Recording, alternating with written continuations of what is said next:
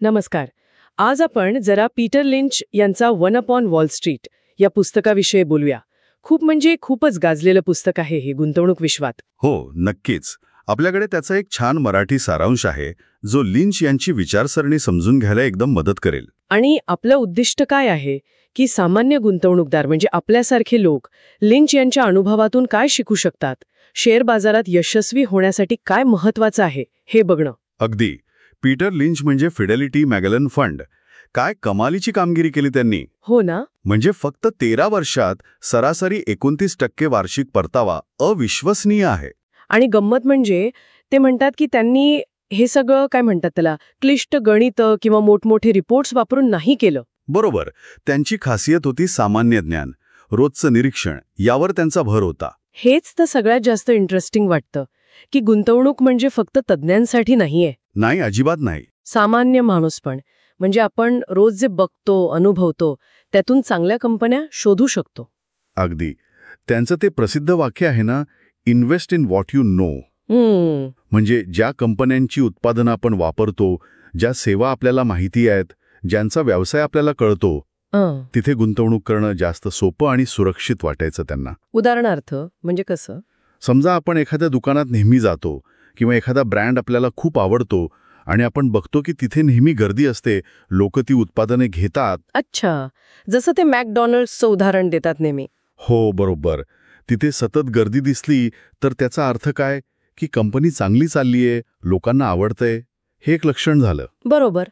पण मग फक्त गर्दी बघून किंवा कंपनी ओळखीची आहे म्हणून पैसे लावणं योग्य आहे का? म्हणजे तेवढं पुरेसं आहे? नाही. उत्तम प्रश्न आहे. तेवढं पुरेसं नाही. इथेच लिंच यांच्या विश्लेषणाचा पुढचा भाग येतो. अच्छा. आणि कंपन्यांना समजून घेण्यासाठी त्यांचे 6 प्रकार पाडले होते, म्हणजे वर्गीकरण केलं होतं. 6 प्रकार.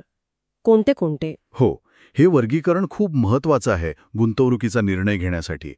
पहिला प्रकार म्हणजे स्लो ग्रोअर्स. स्लो ग्रोअर्स म्हणजे हळू वाढणारे. अगदी. मोठ्या प्रस्थापित कंपन्या ज्यांची वाढ आता मंदावली आहे, उदाहरणार्थ वीज कंपन्या वगैरे. ओके. दुसरा प्रकार? स्टॉलवर्ड्स म्हणजे मोठ्या चांगल्या कंपन्या. वाढ मध्यम असते पण स्थिर असते, प्रॉक्टर अँड गॅम्बल सारख्या. स्थिर कंपन्या. तिसरा आणि लिंच यांना खूप आवडणारा प्रकार म्हणजे फास्ट ग्रोअर्स. फास्ट ग्रोअर्स नावावरूनच कळते वेगाने वाढणारे. बरोबर. लहान आक्रमक कंपन्या ज्या खूप वेगाने वाढतात, इथे मोठी संधी असते असं त्यांना वाटायचं. अच्छा. पुढे चौथा प्रकार आहे सायक्लिकल्स. म्हणजे ज्या कंपन्यांच्या नफ्यात अर्थव्यवस्थेनुसार मोठे चढउतार होतात. उदाहरणार्थ ऑटो कंपन्या, एअरलाइन्स. तेजी आली की नफा वाढतो, मंदी आली की कमी होतो. समजलं. पाचवा हे टर्न अराउंड्स. म्हणजे ज्या कंपन्या आधी अडचणीत होत्या पण आता त्यातून बाहेर पडून सुधारण्याची शक्यता आहे. यात धोका जास्त असणार पण. हो, धोका जास्त, पण परतावाही मोठा असू शकतो जर कंपनी खरंच सुधारली तर. आणि शेवटचा 6वा प्रकार ॲसेट प्लेज. म्हणजे अशा कंपन्या ज्यांच्याकडे काहीतरी छुपी मालमत्ता असते. छुपी मालमत्ता म्हणजे समजा जमीन आहे किंवा ब्रँडची किंमत आहे जी शेअरच्या किमतीत अजून आलेली नाहीये. वा. म्हणजे हे वर्गीकरण केल्यावर आपल्याला कळतं की कंपनीकडून काय अपेक्षा ठेवायची आणि किती धोका आहे. अगदी बरोबर. पण समजा मला एखादी फास्ट ग्रोअर कंपनी आवडली तरी तिची किंमत योग्य आहे की नाही हे बघायला नको का?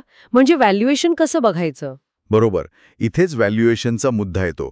कंपनी कितीही चांगली असली तरी ती खूप महाग विकत घेण्यात अर्थ नाहीये. मग काय बघायचं? लिंच यासाठी काही साधी सोपी गुणोत्तर बघायचे, जसं की पीई रेशो म्हणजे price to earnings ratio. PE ratio. शेअरची किंमत कंपनीच्या प्रति शेअर कमाईच्या किती पट आहे हे बघायचंय.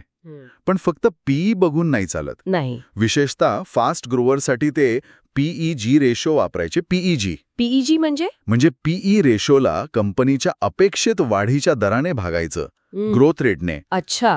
जर हा पीईजी रेशो 1 पेक्षा कमी असेल तर ते म्हणायचे की वाढीच्या मानाने शेअरची किंमत ठीक आहे, वाजवी आहे. अरे वा. म्हणजे वाढ आणि किंमत यांचा समतोल बघणं महत्वाचं आहे. अगदी. आणि यासोबतच कंपनीचा नफा कसा आहे, कर्ज किती आहे, व्यवस्थापन कसं आहे, म्हणजे फंडामेंटल्स तपासणं खूप महत्वाचं आहे. बरोबर. फक्त बाजारातल्या बातम्या किंवा कोणीतरी सांगितलं म्हणून गुंतवणूक करू नये. अजिबात नाही. स्वतः अभ्यास करणं, रिसर्च करणं खूप गरजेचं आहे. राईट. दुसऱ्याचं ऐकून गुंतवणूक केली तर नुकसान होऊ शकतं. आणि अजून एक गोष्ट ती सांगतात ना, हां. संयम. दीर्घ कालावधीसाठी गुंतवणूक. हो. तो तर सगळ्यात महत्वाचा मुद्दा आहे. बाजारात रोज चढउतार होणारच.